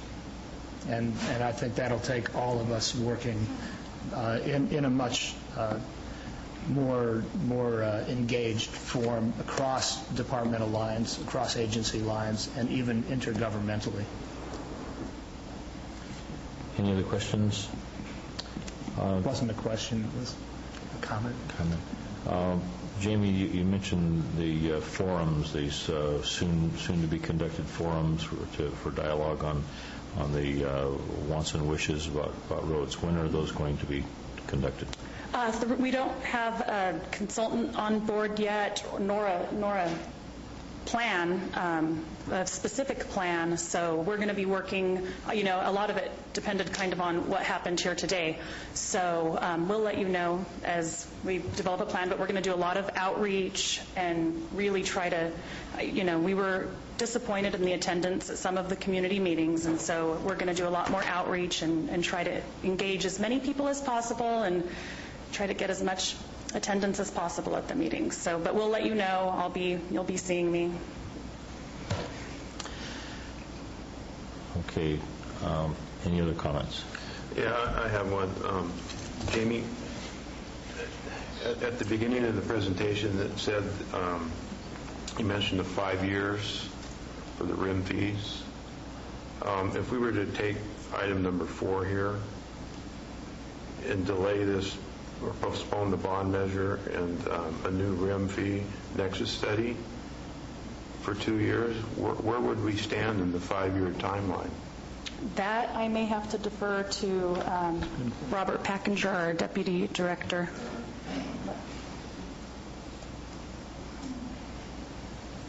Good morning. I understand from County Council that we need to keep working forward, making our best efforts at obtaining the additional funding, and that will preserve the existing RIM that has been collected. Would this qualify as moving forward? Yeah, I think. And not moving in 2 years? Well, I think as long as we can demonstrate eventually to a court, if necessary, that we're making sincere efforts to meet to cover the unmet portion, that the RIM fee will be safe. Thank you. A good faith effort. Don't go away. There's another very paradoxical dynamic that I've observed here in the last several months. That Mr. Packinger, what is the amount allocated for Pool Station Road in the assumed cost of improving Pool Station Road? Isn't it $28 million or something like that? It was about $28 million. Okay. That would be the cost for the improvement. I believe that development's fair share was something like 14% of that. Okay, development's fair share is 14% of $28 million. The reason I'm bringing this up, and I recognize it's not in my district, but we have the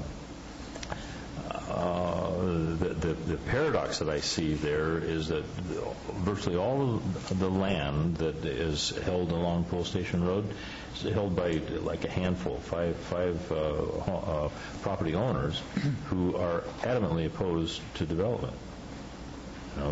We've got a nexus study that says there should be some improvements on Pool Station Road, and a huge portion of the cost identified with improving roads around the entire county is attributed to Pool Station Road. And I would submit to you that not in my lifetime will that road be improved, because the property owners don't want it improved. Fundamentally, they're absolutely opposed. As we've recently seen, they don't want to have anything done there. That, in my estimation, is one of the things that we have to come to grips with in this new nexus study. And I would encourage, starting off as soon as possible with identifying the priorities, the appropriate priorities. I guess you might say factored in for the buildability. How possible is it going to be to make those improvements? The other thing that I've said this before is that Jonathan Mitchell was here earlier saying that they're sending out requests for proposals for spending $1.28 million or something for a traffic light at 12 and 26. That, I hate to get up on my soapbox on something that's not in my district, Supervisor Tofanelli, excuse me, but there's no problem at that intersection except at 7 o'clock in the morning when the people are going to school. I feel compelled to raise an objection that is a misidentified priority in our RIM fees. And I'm only one voice on this board, but I think that it's really peculiar, and that the $1.28 million spent in another direction and throwing it at solving identifying another circulation route would do far more to improve the level of service or the traffic flow at that intersection. Okay, I'm off my soapbox. We've got a number of proposals here. Any other comments, or do we have yes, Gabe? I just wanted to comment on to respond to Mr. Walensky. When we do the poll, we do try to stay neutral, and we just write down whatever people say, and that's it. But if for another purpose we were doing a different methodology, like a focus group, where we were really trying to get into a decision-making thing, and it wasn't just about whatever people say, you put it down, we would really say, well, what do you mean by that? That doesn't make any sense. Tell me more, and that type of thing. So, I mean, there was a lot of things that people said that like I remember one person said, well, why don't they take the money? I pay taxes, I pay fishing license, I pay driver's license taxes. Why don't they take the money from there? So we write it down. But if it was in a group, we'd say, that money is for another purpose. You can't use that money. What would you do? And in other words, push people, force people to say, what are you talking about? It doesn't make any sense. That's not going to work. We have to face reality. You have to deal with the truth. Now that you know the truth, what would you do? Okay, we don't do that when we do a poll. But I'm just saying, if you're talking about, well, what kind of workshops or what kind of publicity or how can we change people, I think it almost needs to be, look, reality first, your opinion has to get upgraded. And we would, if I was in a group of people for an hour and a half and going over the same questions, what we would come out of it would be completely different. But what we found is this is what people think now. Like you say, a snapshot. Gig, before you go away, this is kind of a statistical anomaly, I think, but your pollers contacted one of our members of the board. Yeah. And I think that the whole survey must be skewed because of that. No, we decided not to interview. We said we think we better pass on that one. We also came up with hit Jamie's house too, and her husband refused to do the interviews. But we decided to pass on that. Well, you do remarkable work, and thank you for your efforts. All right. Yes, I want to make a comment. Sure. I do not want a bond measure. I do not want a bond measure now. I do not want a bond measure in 2 years, 3 years, or 5 years, because I think the results are going to be the same. I do support the new RIM fee that we're going to be doing. We have to do that. I would like other options for the board. I know we've discussed gas tax, sales tax. I think we need to pursue other options that are out there. I know we've leveraged some of the money. Of course, they're going to take our HUTA, our highway users tax money, but we need to look at it a little bit differently. Because in truth, I think many people would rather have their potholes fixed and their road overlaid than they would to expand for a new development. I just feel that's the way. So that's just my experience and just the years I've been talking about roads in my community, and that's a common theme I'm hearing. But I also would like to know, and we've alluded to it already, but the legal implications of what it means and on the RIM fee. It doesn't have to be addressed today, but I think we need to discuss that, because we're all sort of saying if we don't have something and we can't expand the roads and handle new construction, then we're not going to have growth. I really need to understand that a lot more. And what does that mean? We're just sort of saying those words. I'm not clear that I have a true picture of what that means. And as we're doing the general plan, I think that needs to be a reality, and a reality check not only for the community, but as Steve kind of alluded to, but for the Board of Supervisors, because that could greatly impact how we do our zoning. So I'm into option number 6, Jamie. Option number 6? Yeah, I made it up. Drafted it. Supervisor Walensky. Supervisor Callaway, would you consider a possible modification of number 4 rather than the language being, it would read something like, provide direction to staff to postpone the bond measure and initiate a new RIM fee nexus study to take into account current development roads, et cetera. And then after that, would not be a bond, conducting a bond measure, but a board review of all options to fund the other part of road maintenance that is not covered by the RIM fee. Would that be a fair way to summarize? No, because that's entirely different. Road maintenance is a different pot than money than the funds for for handling. I understand. I'm saying that the two things that we need to deal with, and the question is how we proceed forward after doing a RIM fee. You had indicated that you thought it would be important for us to study all options. I agree with you. No, all options minusing a bond. No bond at all. I think that the handwriting is there on the bond. Mr. Garcia is like foaming at the mouth to talk. Let's hear from our director and see what he has to say. Good morning again. I would prefer, with all due respect, I prefer not to take any options off the table at this point. There's numerous funding scenarios we could pursue. This was a snapshot for the bond. It didn't bode well for us now. Hopefully with some increased education we might be able to change those numbers at the margins, probably not the 40% that we're all looking for.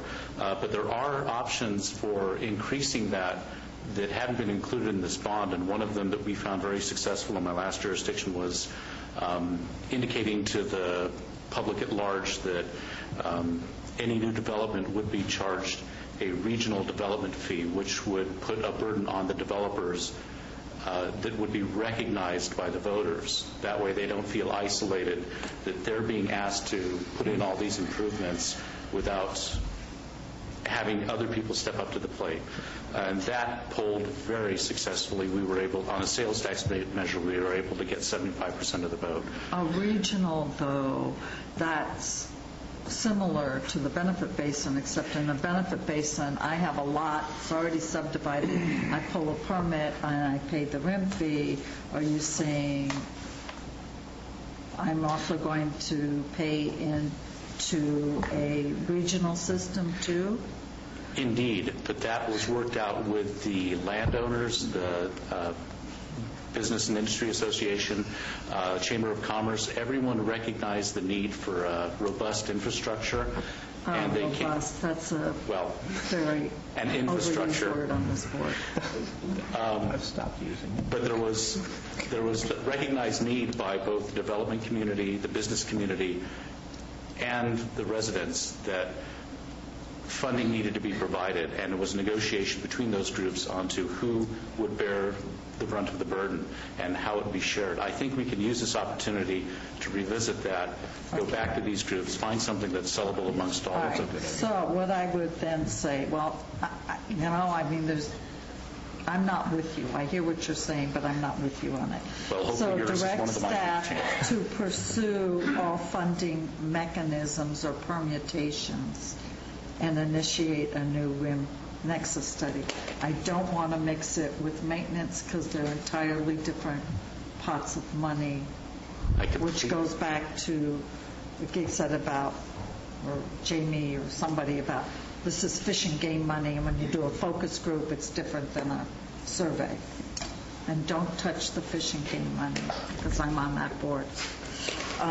So I think that's where I'm going. I don't want to include maintenance because that's not where we are at this point. But what I think that tells us is that we need to have an education meeting again for the board and the public on how the funding comes in and what it's used for and what it can be used for. That's a sidebar and could be a study session at any time. So that's how we've modified it, Steve, just to include all funding options and a new RIM fee. All right. If that's a motion. In the scope of all funding options, a bond would be included in that. Well, Mr. Garcia asked, and it's the first thing he's asked of us, and I'll go along with it.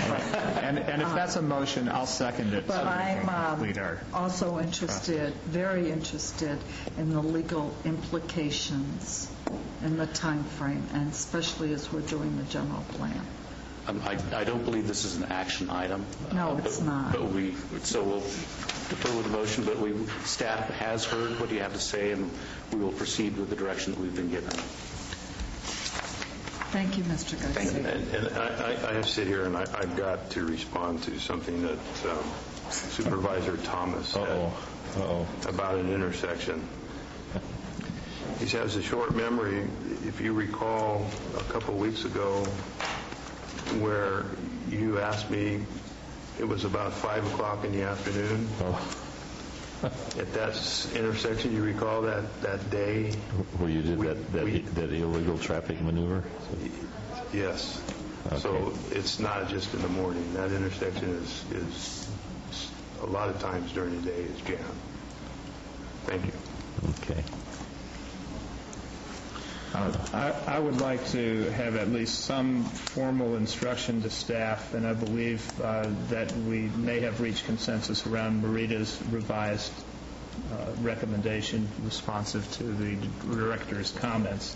Can we at least poll ourselves to verify? Yeah, I would think that that's appropriate. I think that the discussion that I heard was focusing on the general thoughts expressed in option 4, with kind of taking the emphasis off the bond measure, but just stating that we're pursuing all available options. Okay, that's what I'm communicating. Marita, is that what you're... That's fine. Okay, Supervisor Toffanelli? That's fine. I'd support that. And Supervisor Walensky? Yes, already noted. Okay, thank you.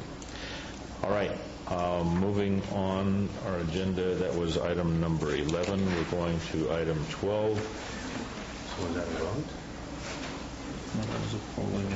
This was is a public hearing and possible board action to approve the submission of the final grantee performance report for Community Development Block Grant, CDBG, program number 05 STBG-1525. Good morning again. Yeah, good morning. Mary Sawicki, Director of Calaveras Works and Human Services. We're here today to ask the board to approve the final grantee performance report concerning the Community Development Block Grant for the time period July 1 through 2008 through March 31st of 2009. The report will be given by David Wilkerson from Mercy Housing.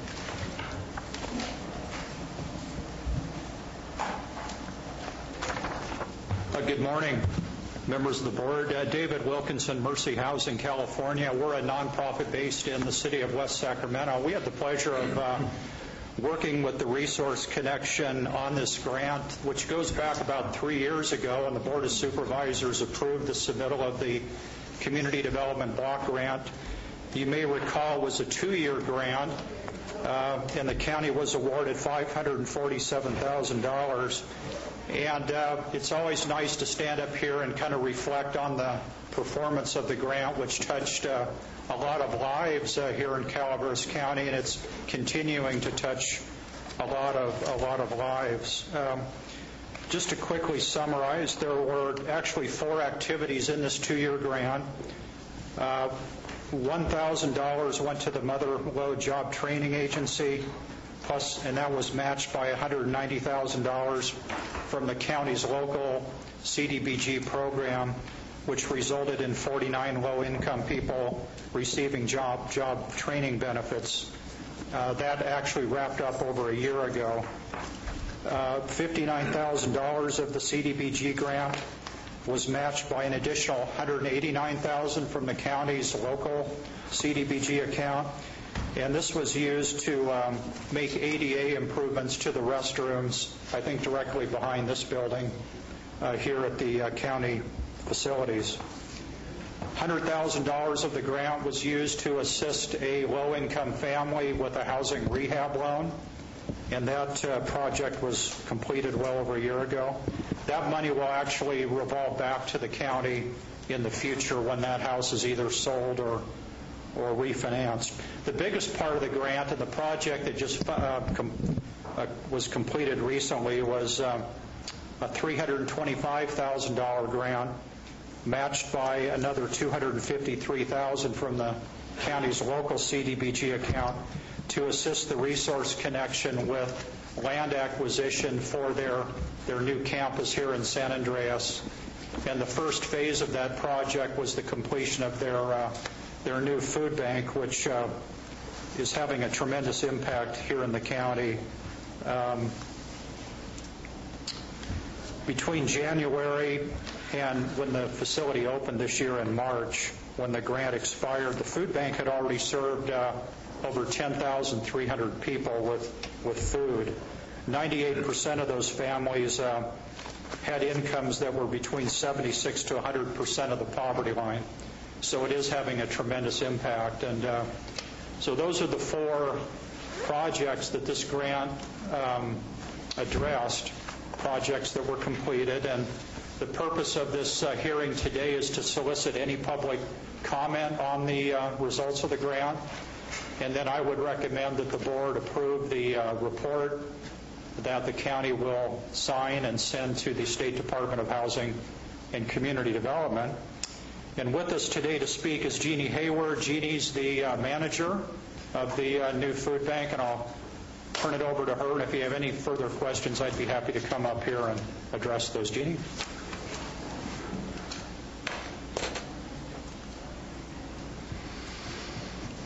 Good morning. I'm Jeannie Hayward. I spoke to you a couple of weeks ago and introduced myself. I'm the program director of the food bank. And thank you, David, for introducing me. I want to thank the Board of Supervisors for the support and sharing the vision that the Resource Connection had several years ago when this project started. Little did we know then what we know now, and that the timing for the food bank to be open is perfect. The number of households David talked about, I've seen the increase, 27% from last year already served through the food bank, and that was January, February, March of 2008 to January, February, March numbers of 2009. So households served are increased. And what we're seeing is a new group of people that are coming into the food bank that have never, ever had to navigate the system before. They've never had to ask for food. The stories I could tell you, you probably maybe already know. But what I'm finding is that in that there's community. And you're part of that. Your support through this process has been part of the important work that we're doing today. And part of that community that I've seen volunteers. I've seen volunteers at food pantries. I've seen volunteers at our produce days come in. I've seen volunteers give dollars. I've seen food drives, and I've been there for about a month and a half. So I've seen a lot in a very short period of time. But before that, before I became program director, I was fortunate enough to be project specialist at the Resource Connection, and I got to help build the building. I worked with the architects and the builders and kind of held my arms around making sure we finished the project. And it was during that period of time that I just kept thinking about this project that we're doing was so much bigger than a building, and it's part of our community. And the heart of our community that I'm seeing is a giving heart. And I want to present to you today just a small token of appreciation to you, the Board of Supervisors, for being part of that. I know that when Kathy Borland and I would come across obstacles and the doors would just kind of open with county, with help, that we felt that there was an angel on our shoulder and getting us on the other side of things that needed to be done to complete the project. So I want to present to the Calaveras County Board of Supervisors in grateful recognition for your dedication, for your vision, and contribution to the building of the Resource Connection Food Bank in Calaveras County from the Board of Directors, staff, and customers of the Resource Connection. Thank you.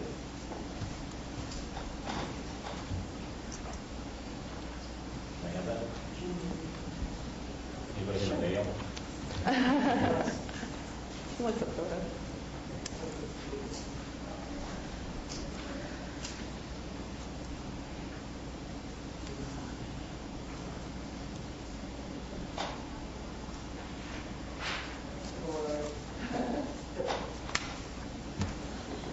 I think so. Yes. There we go.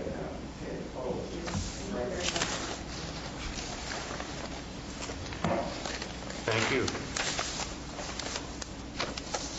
I've even photoshopped some landscaping in the photo.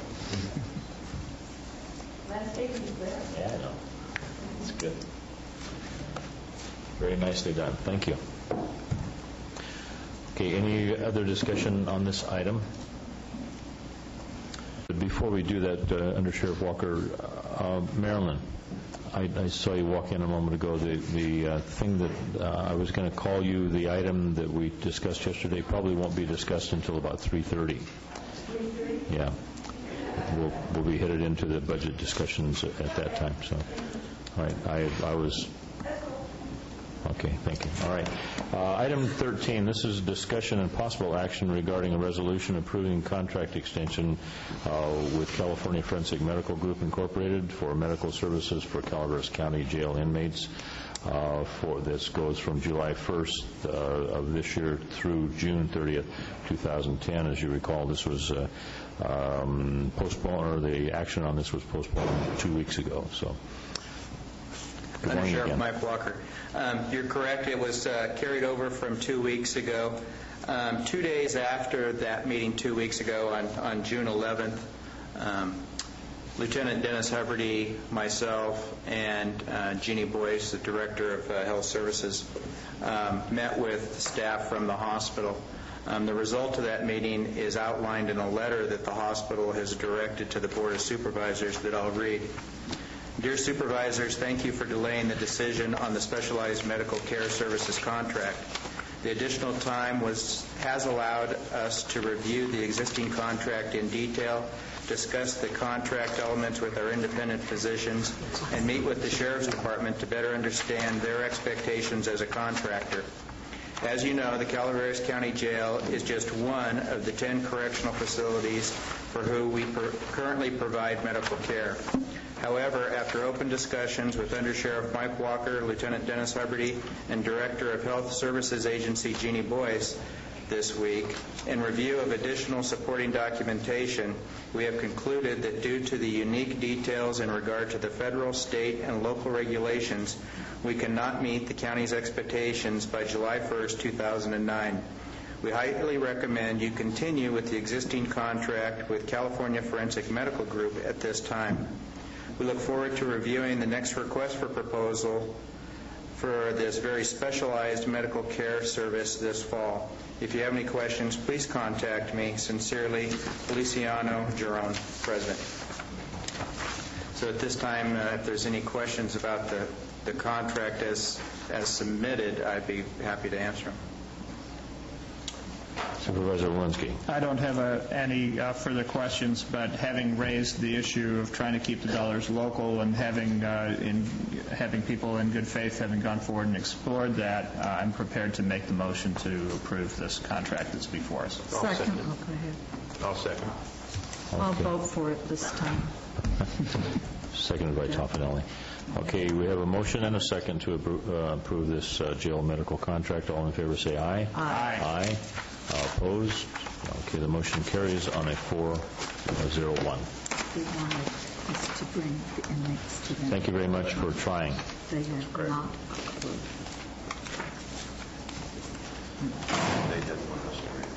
All right, moving on to agenda item 14. This is discussion and possible action regarding the appointment of applicants to serve on the Emergency Medical Services Oversight Committee and the Emergency Medical Services Regional Advisory Council. Okay, do we have a staff report on this? All right. Looks like that we have a proposed applicant, Donald Ziski. Yep. Okay. Supervisor Walensky. Before approving this, I just wanted to note that Donald is actually quite an icon in local training circles. He was the fellow who trained me for Firefighter 1 and 2 training many moons ago, and has, I think, raised a whole generation of local firefighter and EMT volunteers in this county. So I'm delighted to see him still trucking, and welcome him into this role. He'll provide a great knowledge base, and I think he's a patient. If he could put up with all of us back then, and is anywhere near the patience he had then, he'll be just perfect for this committee. Okay. Any other comments on this? Was that a motion? That is a motion. Oh, I'm sorry. Second. Okay. Moved and seconded to approve Donald Ziske for the EMS Regional Advisory Committee. Just for clarification, that the application says the Regional Advisory Committee. The discussion lists two, the Oversight Committee and the Emergency Medical Services Advisory Council. Is this gentleman going to serve in both capacities? Yeah. Okay. All right. All in favor of that motion, say aye. Aye. Aye. Opposed? Hearing none, the motion passes on a 4-0-1. Okay, moving on to agenda item 14. No, this is 15. This is review of correspondence, reports, and various matters of concern. Starting with Supervisor Walensky.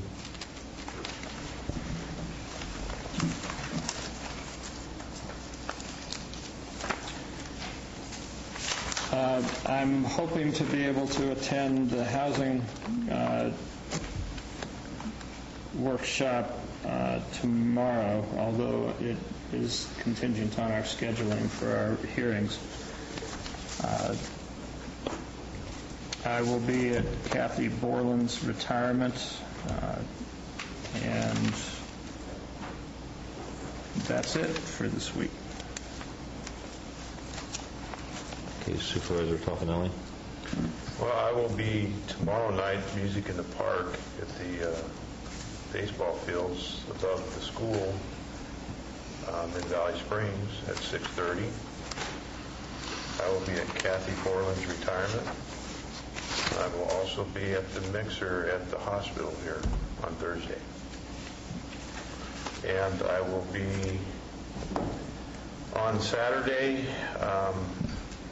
dunking Supervisor Thomas in his Copper Summerfest. Apparently you're in a dunk tank provided by Supervisor Walensky. Yeah, but you have to... No malice intended either, by the way. He asked for it. He asked for it.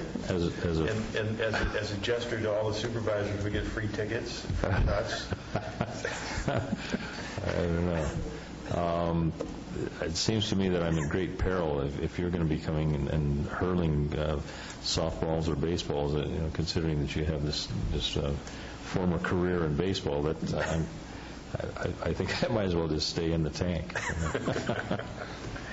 And then also Saturday night at Hogan for the Hogan Lake for the fireworks. I will be there. Busy week. And then the following day I'll be gone on vacation until the 6th. Nice. I'm going to see my grandkids in Hawaii. In Hawaii? In Hawaii. That was good. You actually get vacation on your first year? I think we're still waiting, Toffenelli. Listen, I'm fitting it in on the 5th Tuesday week. So just giving you a hard time. Supervisor Callaway? I have Fish and Game Commission this week, Juvenile Justice Commission this week, and I'll be in Hollywood this weekend. I thought you were in Hollywood every day. Steven Spielberg wanted to meet with me on a project. Oh, that's great. Does that have to do with the Film Commission? He's redoing E.T., is he not? Yeah, am I going to be E.T.? Does it have anything to do with funding our budget? Yeah. Okay, as far as my responsibilities or activities, I also am hoping that we can some of us make it to that housing element discussion. I have requested, however, that they film it, and so we can see it considering that we may not be able to be there in person. I also will be going to Valley Springs for the Music in the Park, sponsored by the Arts Council. The event starts at 6:30, and the band is the Black Irish Band, I think. I'll be attending Kathy Borland's retirement party and possibly the mixer at the hospital. And I'll be on Saturday from 1 until about 2:30. I'll be ducking baseballs at Coppertown Square in the dunk tank, and also attending the fireworks at Hogan Reservoir, or the overlook at Hogan. I will not be going to Hawaii the following week. So, all right. Can you latch your dunk tank on your truck on Wednesday and maybe give us a prelude to the festivities? Oh, no. At the Music in the Park? No, I don't think so. It's on a trailer. We can, I might work something out on that. That's an interesting concept. Okay. Excuse me? Oh, that was true. Mr. Lawton, do you have anything to report to us today? Nothing to offer, Mr. Chairman. Mr. Jones? Okay. Carol? All right, that concludes our agendized open meeting today. We will be going into a closed session pursuant to Government Code Section 54956.9, conference with legal counsel on the existing litigation, Mark J. Martin versus the County of Calaveras. We also have another, followed by another closed session pursuant to Government Code 54957.6, conference with labor negotiator. This is Director of Human Resources and Risk Management. We will be convening again in these chambers at 1:30 to continue the preliminary budget hearings. We'll be starting off with a report from Dennis Downham, Sheriff. So hopefully we'll see all of you at 1:30.